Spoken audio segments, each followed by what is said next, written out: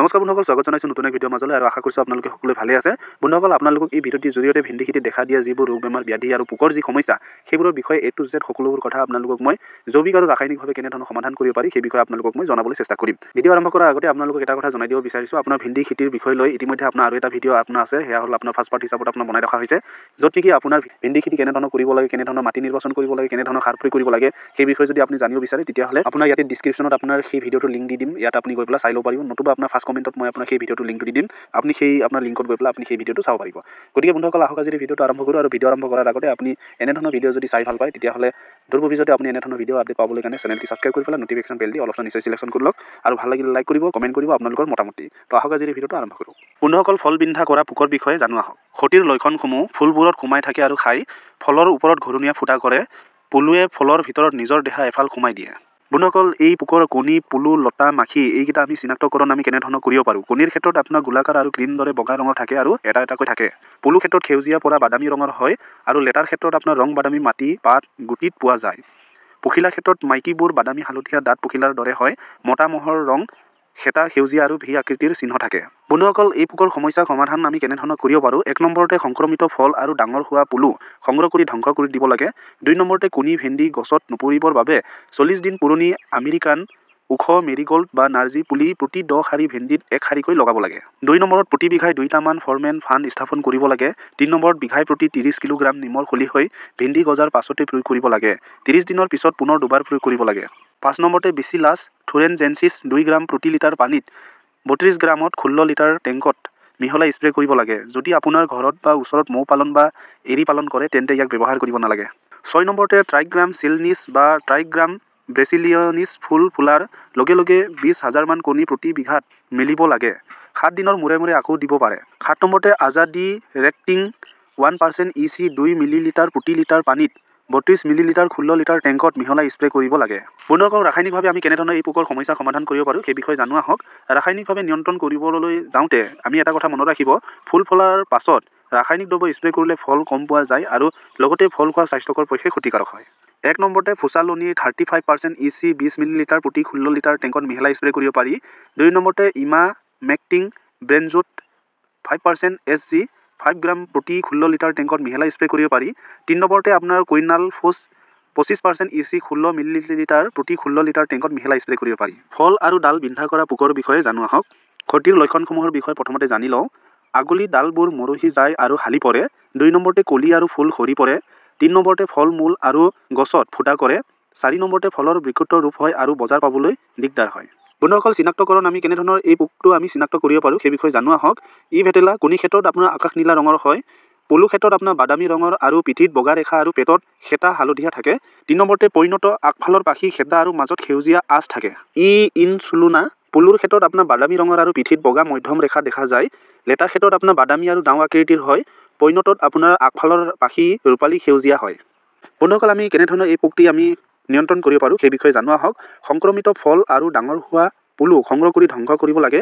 কণী ভেন্দিত গছত নপৰিবৰ বাবে 40 দিন পুৰণি আমেৰিকান ওখ মেৰিগ'ল্ড বা নাৰ্জী পুলি প্ৰতি 10 শাৰী ভেন্দিত 1 শাৰী কৰিব লাগে। প্ৰতি বিঘাই 2টামান ফৰমেন ফান্দ স্থাপন কৰিব লাগে। বন্ধুসকল, বিঘাই প্ৰতি 30 কিলোগ্ৰাম নিমৰ খলিহৈ ভেন্দি গজাৰ পাছতে প্ৰয়োগ কৰিব লাগে। 30 দিনৰ পাছত পুনৰ দুবাৰ প্ৰয়োগ কৰিব লাগে। বেচিলাছ থুৰেনজেনচিছ 2 গ্ৰাম প্ৰতি লিটাৰ পানীত 32 গ্ৰাম 16 লিটাৰ টেংকত মিহলাই স্প্ৰে কৰিব লাগে।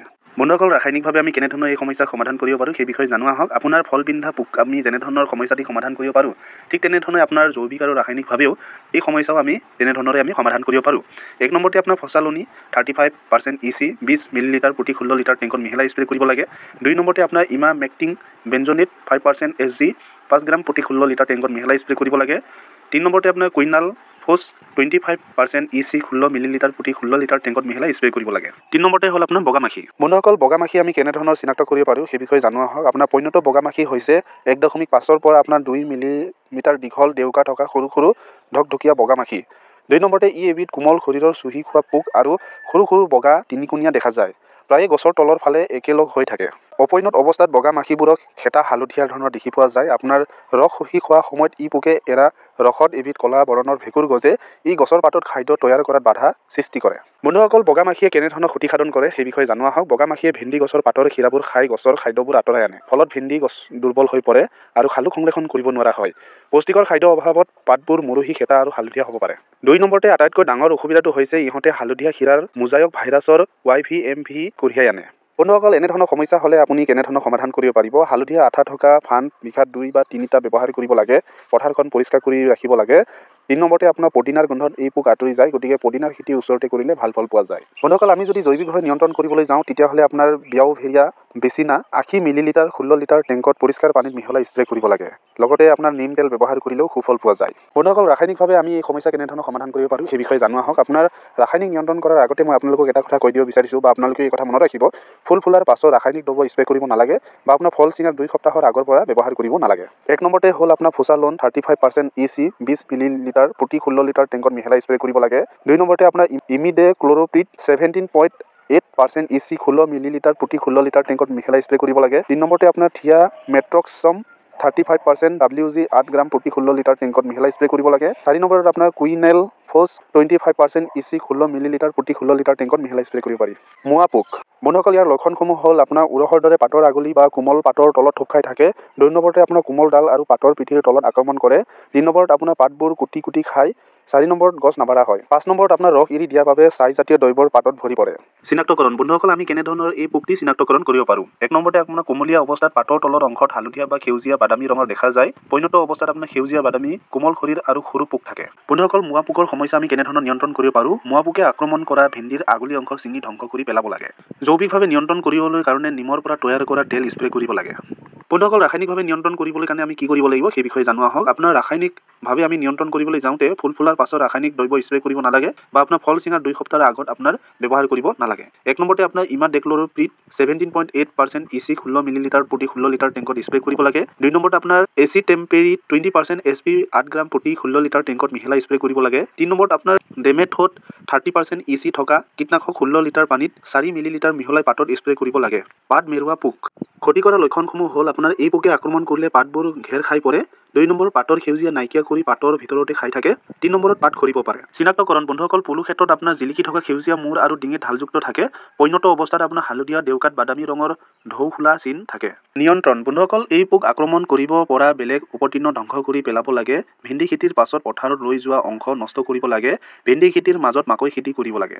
জৈৱিকভাৱে নিয়ন্ত্ৰণ কৰিবলৈ কাৰণে নিমৰ তেল স্প্ৰে কৰিব লাগে। বন্ধুসকল, ৰাসায়নিকভাৱে নিয়ন্ত্ৰণ কৰিবলৈ কাৰণে আপোনাৰ যেনেধৰণৰ মোৱা পোকক আমি যেনেধৰণৰ সমস্যাটি সমাধান কৰিব পাৰোঁ ঠিক তেনেধৰণে আপোনাৰ ৰাসায়নিকভাৱেও সেইকেইটা আপোনাৰ মেডিচিন ইউজ কৰিলে আপোনাৰ সাধাৰণতে ৰাসায়নিকভাৱে এইবোৰ আপোনাৰ সমস্যাটো সমাধান হয়। ৰাসায়নিকভাৱে আমি যেতিয়া সমস্যাটি সমাধান কৰিবলৈ যাওঁ তেতিয়া ফুল ফুলাৰ পাছত ৰাসায়নিক দ্ৰব্য স্প্ৰে কৰিব নালাগে বা ফল চিঙাৰ আপোনাৰ 2 সপ্তাহ আগলৈকে আপোনাৰ স্প্ৰে কৰিব নালাগে। তো এইকেইটা কথা আমি মনত ৰাখিব লাগে। পাত খোহনি পোক। লক্ষণসমূহ জনোৱা হওক। আপোনাৰ এই কীটবিধ গছ সৰু থাকোঁতে আক্ৰমণ কৰে। সৰু সেউজীয়া ৰঙৰ পোক পাতৰ তলৰ ফালে পোৱালিবোৰ আৰু পৰিণত অৱস্থাত পোৱা যায়। পৰিণত আৰু পোৱালি পাতৰ পৰা কোষৰ ৰস চুহি লয়। ফলত পাতবোৰ কোষৰ পৰা ওপৰলৈ ঘেৰ খাই পৰে আৰু দেই যোৱা দৰে হয়। আক্ৰান্ত গছবোৰৰ বাঢ়ন বন্ধ হৈ পৰে। চিনাক্তকৰণ। পৰিণতবোৰ সৰু আৰু ইয়াৰ শৰীৰটো প্ৰায় 3 মিলিমিটাৰ ৰং সেউজীয়া হালধীয়া। প্ৰতিখন আগফালৰ দেউকাত ক'লা দাগ আৰু আগত ক'লা দাগ থাকে। এই পোক নিয়ন্ত্ৰণৰ বিষয়ে জনোৱা হওক। আপোনাৰ বীজ শোধন কৰোঁতে ইমিডেক্ল'ৰ'প্ৰিড 17% WS প্ৰতি কিলোগ্ৰাম গুটিত 7 গ্ৰাম বা থিয়া মেট্ৰক্সম 17% WS প্ৰতি কিলোগ্ৰাম গুটিত 2.8 গ্ৰাম ব্যৱহাৰ কৰিব লাগে। শেষৰবাৰ হাল বাওঁতে কাৰ্বেৰিল 5% DP প্ৰতি হেক্টৰত 25 কিলোগ্ৰাম বা কাৰ্বফ্ৰন 3% G প্ৰতি হেক্টৰত 33 কিলোগ্ৰাম ব্যৱহাৰ কৰিব লাগে। ইমিডেক্ল'ৰ'প্ৰিড 17.8% EC 16 মিলিলিটাৰ প্ৰতি 16 লিটাৰ টেংকত মিহলাই স্প্ৰে কৰিব লাগে। ডিমেথৰিড 30% EC থকা কীটনাশক 16 লিটাৰ পানীত 4 গ্ৰাম মিহলাই স্প্ৰে কৰিব লাগে। কুইনাল ফ'ছ 25% EC 16 মিলিলিটাৰ প্ৰতি 16 লিটাৰ টেংকত মিহলাই স্প্ৰে কৰিব লাগে। হালধীয়া মোজাইক ভাইৰাছ। ক্ষতি কৰা লক্ষণসমূহ হ'ল এই ভাইৰাছ বগা মাখিৰ দ্বাৰা বিয়পি পৰে। পাতৰ শিৰা আৰু শিৰাবোৰ হালধীয়া হয়। পাছলৈ পাতৰ শিৰাবোৰ হালধীয়া বা বগা হৈ পৰে। পাতত হালধীয়া আৰু সেউজীয়া ৰঙৰ মোজাইক দেখা যাব পাৰে। বেছি আক্ৰমণ হ'লে পাতৰ ৰং সম্পূৰ্ণ নাইকিয়া হৈ পৰে। আক্ৰান্ত গছবোৰ নাবাঢ়ে আৰু গছজোপা ক্ষীণ হৈ যোৱা দেখা যাব পাৰে। পাতবোৰ আকাৰত সৰু হ'ব পাৰে আৰু বিকৃত হৈ পৰে। কম ফুল আৰু ফল উৎপাদন কৰিব পৰা আৰু ফলবোৰ দেখা বেয়া আকাৰত সৰু, টান আৰু হালধীয়া সেউজীয়া ৰঙৰ হ'ব পাৰে। খেতি কেতিয়াবা সম্পূৰ্ণ ধ্বংস হ'ব পাৰে বা উৎপাদন একেবাৰে কমি যাব পাৰে। নিয়ন্ত্ৰণ: এবাৰ গছত আক্ৰান্ত হ'লে এই ভাইৰাছৰ কোনো চিকিৎসা জনা নাযায়, কিন্তু কিছুমান প্ৰতিৰোধমূলক ব্যৱস্থা আৰু সংহত নিয়ন্ত্ৰণ কৌশলৰে খেতিৰ ৰোগ অহাত বাধা দিব পাৰি আৰু শস্যৰ ক্ষতি কম কৰিব পাৰি। বন্ধুসকল, এই ৰোগটো নহ'বৰ কাৰণে কিছুমান মানি চলিবলগীয়া কথাটো হ'ল আপোনাৰ YVMV ভাইৰাছৰ সহনশীল ভিন্দিৰ জাতৰ গুটি আনিব লাগে, বিশেষকৈ বাৰিষা যেতিয়া বগা মাখিৰ উপদ্ৰৱ বেছি থাকে। 2 নম্বৰতে ৰোগ হোৱাৰ লক্ষণ দেখাৰ লগে লগে ৰোগীয়া গছবোৰ পথাৰৰ পৰা আঁতৰাই ধ্বংস কৰিব লাগে। 3 নম্বৰতে পথাৰখন পৰিষ্কাৰ আৰু অপতৃণৰ পৰা মুক্ত কৰি ৰাখিব লাগে। বগা মাখিৰ জনসংখ্যা নিয়ন্ত্ৰণ কৰিলে এই ভাইৰাছৰ পৰা হাৰি থাকিব পাৰি। শস্যাৱৰ্তন কৰিব লাগে: যিবোৰ শস্যত এই ভাইৰাছ নালাগে তেনে শস্যৰ খেতি কেইবাবাৰমান কৰিব লাগে। আঠাযুক্ত হালধীয়া ফান বিঘাই প্ৰতি 2 বা 3টা লগাব লাগে। 7 নম্বৰতে হ'ল এমোনিয়া থকা নাইট্ৰজেন সাৰ অত্যধিক ব্যৱহাৰ পৰিহাৰ কৰিব লাগে, কাৰণ ইয়াৰ ফলত গছৰ ভাইৰাছৰ সংক্ৰমণ সহজে হ'ব পাৰে। 8 নম্বৰতে ভিন্দিৰ সৈতে চাৰিওফালে বিন বা মচুৰ দাইলৰ দৰে মাহজাতীয় শস্য খেতি কৰিলে মাটিৰ স্বাস্থ্য ভাল হয় আৰু ৰোগ হোৱাৰ সম্ভাৱনা কম হয়। 9 নম্বৰতে বেমাৰৰ বাহক বগা মাখিক ফান্দত পেলাবলৈ কাষৰীয়া শস্য হিচাপে মেৰিগ'ল্ড, কুঁহিয়াৰ বা সূৰ্যমুখী ৰোপণ কৰিব লাগে। বগা মাখি খেদিবলৈ জলকীয়া আৰু হালধিৰ গুড়ি মিহলাই স্প্ৰে কৰিব লাগে। জৈৱিকভাৱে নিয়ন্ত্ৰণ কৰিবলৈ কাৰণে YVMVৰ প্ৰতিৰোধ ক্ষমতা বৃদ্ধি কৰিবলৈ আৰু ৰোগৰ প্ৰভাৱ কমাবলৈ মেগনাম MN 8 গ্ৰাম 16 লিটাৰ টেংকত মিহলাই স্প্ৰে কৰিব লাগে। 2 নম্বৰতে জিঅ'লাইফৰ 9 ভাইৰাছ 50 পৰা 80 মিলিলিটাৰ প্ৰতি 16 লিটাৰ পাম্পত ভৰাই স্প্ৰে কৰিব লাগে। 3 নম্বৰতে বিঅ'ভাৰিয়া বাচিনা 80 মিলিলিটাৰ 16 লিটাৰ টেংকত পৰিষ্কাৰ পানীত মিহলাই স্প্ৰে কৰক। বন্ধুসকল, এই সমস্যাৰ সমাধান কৰিবলৈ কাৰণে আপোনাৰ বগা মাখিক নিয়ন্ত্ৰণ কৰিবলৈ কাৰণে যিকেইটা মেডিচিন আপোনালোকক মই ইয়াৰ আগতে যিহেতু কৈছোঁ এই ভিডিঅ'তে, তো গতিকে সেইকেইটা মেডিচিনে ৰাসায়নিকভাৱে আপোনাৰ ব্যৱহাৰ কৰিবলৈ পাৰি। পাতত ফটফটীয়া দাগ পৰা: সঠিক লক্ষণসমূহ হ'ল ভাৰতত 2টা প্ৰজাতিৰ কাৰ্কছ পৰা ভেঁকুৰে ভিন্দিত পাতত দাগ কৰে। C. মালয়েছিয়াই বাদামী অনিয়মিত দাগ আৰু C. এবেলমচিয়ে ছাইৰ দৰে ক'লা কোণীয়া দাগ কৰে। 2টাই পাত খৰাই আৰু ই সেমেকা বতৰত সাধাৰণতে বেছি হয়। নিয়ন্ত্ৰণ: এনেধৰণৰ বেমাৰ হ'লে আমি কি কৰিব লাগিব? বেমাৰৰ লক্ষণ থকা পাতবোৰ কাটি পুৰি পেলাব লাগে। 2 নম্বৰতে মেংক'জেব 75% WP থকা ভেঁকুৰৰ নাশক 16 লিটাৰ পানীত 24 পৰা 32 গ্ৰাম মিহলাই স্প্ৰে কৰিব লাগে। 3 নম্বৰতে কপাৰ অক্সিচেলৰিডিত 50% WP থকা ভেঁকুৰ নাশক 16 লিটাৰ পানীত 48 গ্ৰাম মিহলাই স্প্ৰে কৰিব লাগে। 3 দিনৰ মূৰে মূৰে 3বাৰমান আমি কৰিব লাগে। পাউডাৰী মিলডিউ: ক্ষতিৰ লক্ষণসমূহ হ'ল আপোনাৰ বগা গুৰিৰ ভেঁকুৰ পাতত জমা হয়। ই সাধাৰণতে পাতৰ ওপৰৰ অংশত প্ৰথমে দেখা দিয়ে, পাত ঠাৰি আৰু ফলৰ তলৰ ফাললৈ বিয়পি পৰে। 2 নম্বৰতে আক্ৰান্ত গছবোৰ ওখ নহ'ব পাৰে বা ফল ভালকৈ নালাগিব পাৰে। তৃতীয়তে সংক্ৰমিত হোৱা পাত হালধীয়া হৈ অকালতে সৰি পৰিব পাৰে। চতুৰ্থতে ফলৰ আকৃতি বেয়া আৰু ৰং সলনি হ'ব পাৰে। সুবিধাজনক পৰিৱেশ হ'ল আপোনাৰ ভেঁকুৰৰ বাবে 18 পৰা 25 ডিগ্ৰী চেলছিয়াছ তাপমান অনুকূল। গৰম দিন থকা ঠাণ্ডা ৰাতিবোৰে বীজাণুৰ অংকুৰণ আৰু বৃদ্ধিত অধিক সহায় কৰে।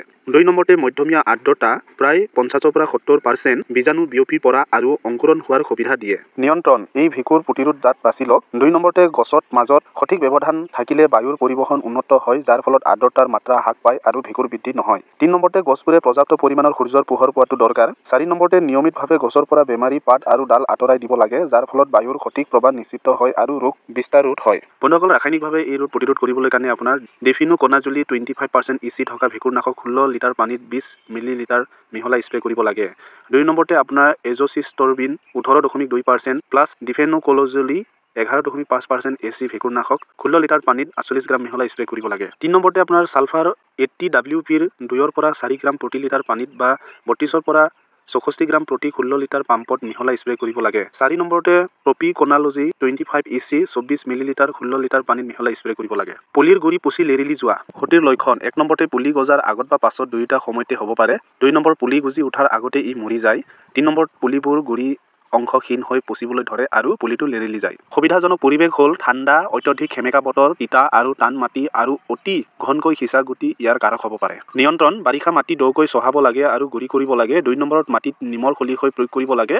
3 নম্বৰত বীজ শোধন কৰিব লাগে। কেপ্টেইন 75% WH 20 পৰা 30 গ্ৰাম প্ৰতি কিলোগ্ৰাম বীজত ব্যৱহাৰ কৰিব লাগে।